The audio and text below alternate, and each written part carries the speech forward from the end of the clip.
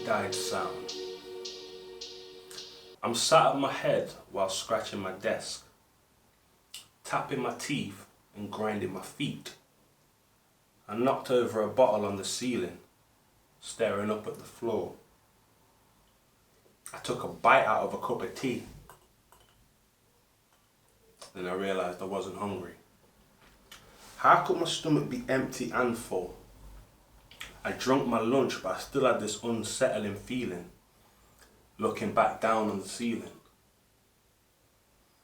to see if I made a stain. Oh, it was there.